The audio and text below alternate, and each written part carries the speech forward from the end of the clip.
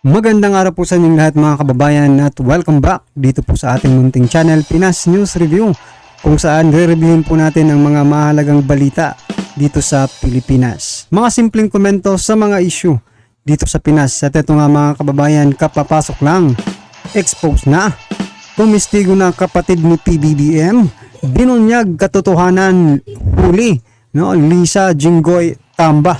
So yan mga kababayan, patungkol po riyan ang ating bibigyan ng komento at ating pong panonoorin mula po rito kay Pinas News Insider. Yan, nasa description po ang full video link ng video ito. Subscribe na po kayo. At kung bago ka pa lang at di pa po nakapag-subscribe sa ating munting channel, please don't forget to subscribe at click na rin po ang bell notification para updated po kayo sa lahat ng ina-uploads nating reaction video. At ito na nga mga kababayan, sama-sama at sabay-sabay po natin pakinggan, panoorin at bigyan ng komento ang video ito. Ito na po. Ito ang balita ngayon. Trending at pinag-uusapan ngayon sa mundo ng social media. Ang di umano'y balita, nagpakilalang kapatid di umano ni BBM at nagpasikat sa Mayaman Challenge. Pandemic hero na si Francis Leo Marcos, mas kilalang FLM, nagsalita na at tila pumutok na sa galit. Harap-harapang ibinunyag ang tunay na kulay ng pamilyang Marcos. Pero bago ang lahat, kung bago ka pa lamang sa aming channel, please huwag kalimutan mag-subscribe at i-click ang notification bell para mas maging updated ka pa lalo sa lahat pa ng bagong video na i-upload namin. At ito na nga mga kababayan, siguradong magkakaproblema di umano ang administrasyong Marcos. Oras na tanggalin ito ang Vice President na si Sara Duterte Carpio sa kanyang gabinete. Ito ang matinding sagot ng dating presidential spokesperson na si Attorney Harry Roque sa panawagan ng ilang mga kritiko ni Vice President Sara Duterte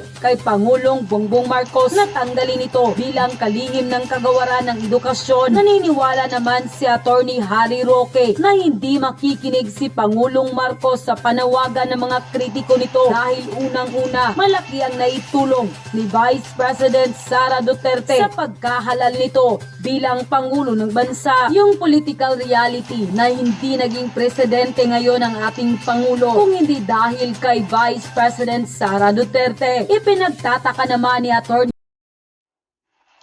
ni Harry Roque dahil kahit binanggit ng First Lady na si Liza Marcos si Maharlika ay tila wala itong sinabi na kaugnay sa panawagan ng drug test. At ayon pa sa kanya, nagtataka ako na bagamat binanggit niya si Maharlika at sa kagalit na galit siya doon dahil sa binansaga na bangagang kanyang asawa, wala siyang sinabi tungkol sa drug test. Ang tanong, yung ibinoto namin, nasa tama pa ba siyang pag-iisip na gumawa ng desisyon gaya na makipaggera sa ating karatig bansa na China? And kung samantala, sumabog at nagsalita na rin ang nagpasikat sa Mayaman Challenge at pandemic hero na si Francis Leo Marcos, mas kilalang FLM. Walang pagdadalawang isip na ibinunyag ang mga anak ni First Lady Liza Raneta Marcos. Kung ating matatandaan mga kababayan, tila kinumpara ng unang ginang ang kanyang mga anak sa mga anak ng mga Duterte na may tato. Mababait daw ang mga anak ng So yan mga kababayan, kinumpara ang mga anak, no,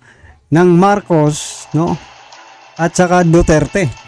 Ngayon po, kung kayo po ang tatanungin na taong bayan, no, mahirap naman kung sila lang lagi yung sasagot mga karabin natin, taong bayan naman po ang nakakakita sa kanilang mga ginagawa.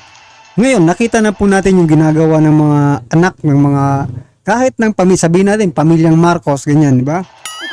At saka pamilyang Duterte. So, kung ihahambingin niyo yung dalawa, ano po ang masasabi ninyo? Which is which mga karaba? Diba? Saan kayo medyo kampante? No? Kung baga, saan kayo medyo kampante? Sa pamilya Marcos or sa pamilya Duterte? Total, sila naman nagsimula mga kababayan na kinumpara nila yung kanilang pamilya. No, at saka balikan po natin yung sinabi kanina, no, ni Atty. Harry Roque na talagang magkakagulo po pag tinanggal po nila, no, si BP Sara dyan po sa kanyang posisyon, di ba? Aba, natural, hindi naman na papayag yung mga bumoto kay BP Sara na tanggalin po sila ng ganun-ganun na lang, no? Pero mga kababayan, eto may tinanggal na isang opisyal ng gobyerno ng biglaan, no? Walang memorandum na siyang natanggap. Pero agad na lang daw siyang tinanggal, mga kababayan. So speaking of tanggal po yan, so hindi nila pwedeng gawin yan kay BP Sara dahil lalaban po si BP Sara at lalaban po ang taong bayan kapag ginawa nila yan. First Lady at matulungin sa kapwa. Tila hindi raw ito nanununtok at wala itong kaaway. At tila pinalaki ng maayos ang kanilang mga anak. Pero ito ang nakakagulat ayon kay Francis Leo Marcos o mas kilalang FLM. Wala di umanong matino sa anak ni Bongbong Marcos. Kahit pa daw si Sandro Marcos, ang gaganda raw nilang tignan pagdating sa photo operation. Pero ang totoo ay tila lasinggero di umano ang mga ito. Lalo na daw ang pinakabunso. Agoy. Totoo kaya ito? Pero ang pinakamalaking tanong mga kababayan, maniniwala ba kayo kay Francis Leo Marcos?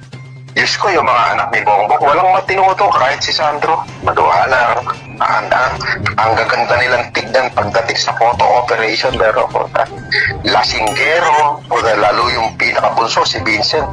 Puta ko makalaklak ng nainigarilyo pa. Nang lumabas nga ang balitang ito, ay hindi naman mapigilan ng marami sa ating mga kababayan na magbigay ng kanilang hinaing at komento sa mundo ng social media. At ayon pa sa kanila, parang gusto ko tuloy maniwala na siya, FL talaga ang magpapabagsak kay PBBM. Dapat manahimik na lang siya at huwag makialam sa pamamalakad ni PBBM dahil di naman siya ang binoto ng tao. Hindi talaga ako makapaniwala na may FL tayong hindi marunong gumalaw ng formal at mag-ugaling disente. Ngayon pa lang tayo nagkaroon ng unang ginang na palengke ang dating, umaastang palaban sa mga kritiko at walang kontrol ang bunganga. Masaya daw si PBBM na may protective siyang asawa. Ang problema ay hindi siya pangkaraniwang asawa dahil siya ay first lady ng bansa. Kung hindi siya marunong tumayo sa kanyang kinalalagyan, manahimik na lang sana siya para hindi magmukhang timang si PBBM. Ako naniniwala kay Francis Leo,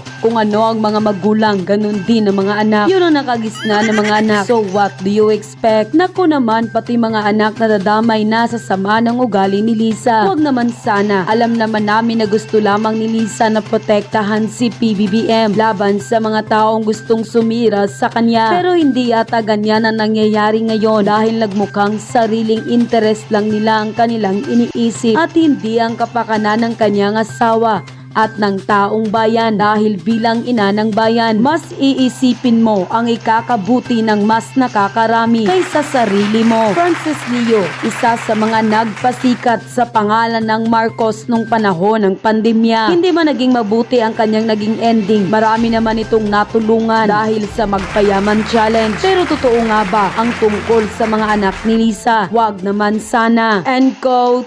Pag-uusapan natin ngayon, ito po, no,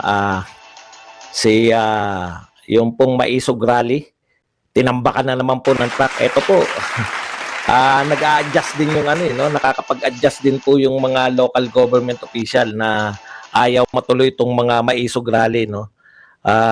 Pinakita po ni KPL sa kanyang live kanina yung venue, ano po yung sitwasyon doon. Nakakagulat, no. First time po to na wala na kaabog-abog. Mga po to, People's Park, no? Na usually ay open sa lahat, di ba? Ganun po yung mga People's Park eh. Pero kakaiba po yung nangyayari ngayon. No, yung mga People's Park parang sinasarahan para sa Maisog.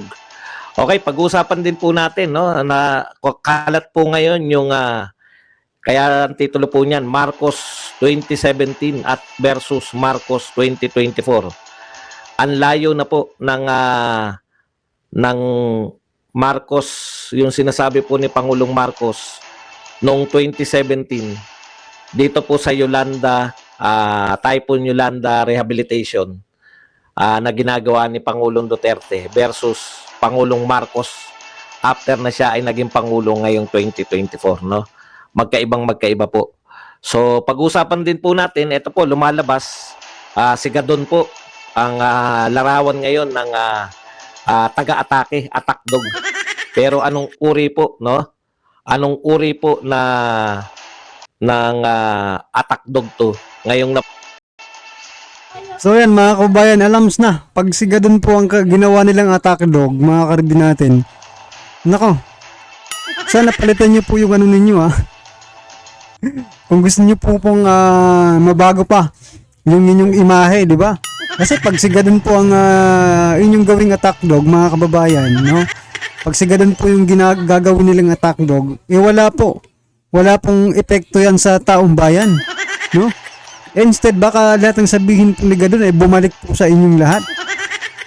So yan, marami nga pong nagsasabi na magbitiw na itong si Gadon dyan sa kanyang posisyon. Diba? May nagkomento rin na baka bangag rin itong si Gadon. Diba? Dahil sa sinabi niyang ang kahirapan ay haka-haka lang. Diba? Well, anyway, congratulations po sa inyo kung si Gadon talaga ang napili niyong iharap, no, sa taong bayan para siraan ang mga kalaban. Well, congratulations. At condolence na rin in advance pa. Parang ganun na rin yun kasi parang pinapatay na rin ni Gadon yung mga political career ninyo. Di ba?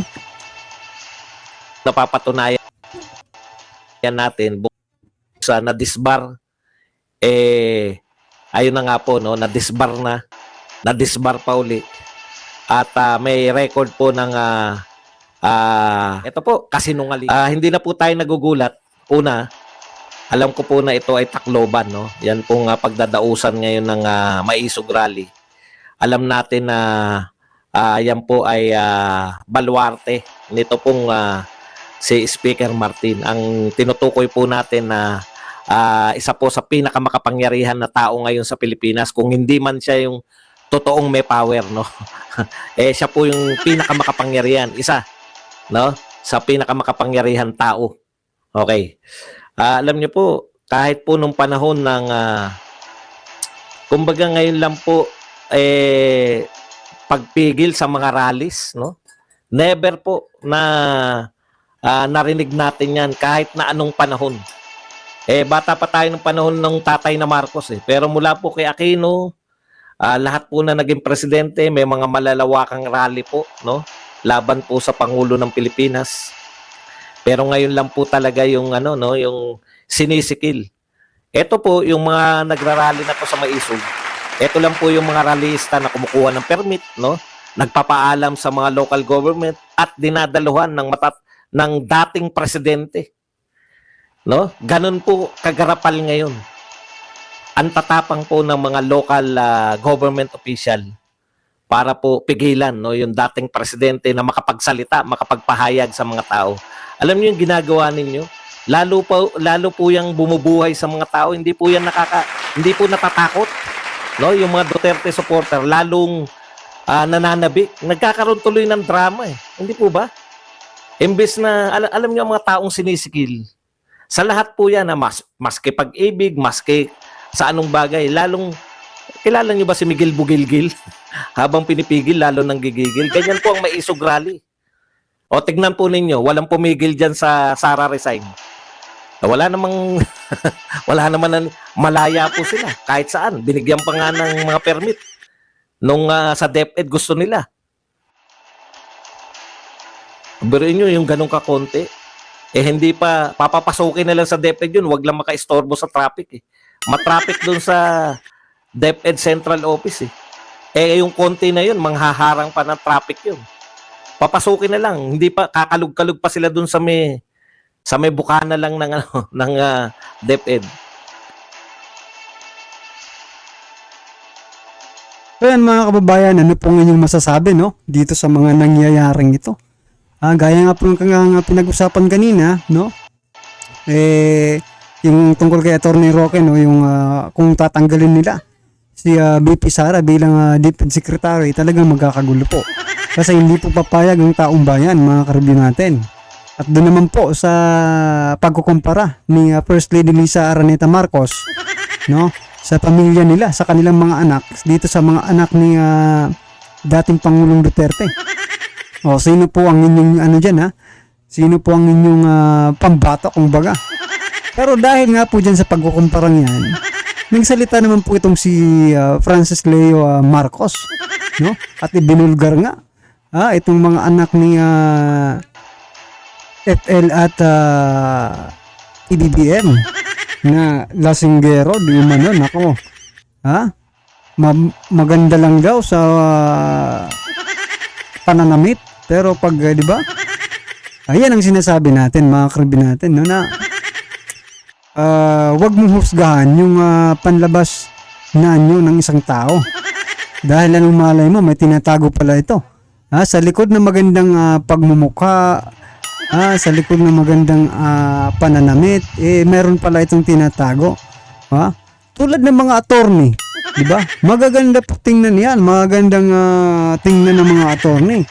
Pero siguro ko, ang mga attorney, may mga lihim din yan di ba? Don't judge the book by its cover, mga karbi natin. Yan yun di ba? Dahil nga po napak si BP Sara nung mayor pa ito. Ang tanong, bakit siya nanapak? Dahil sa pagtatanggol po, no?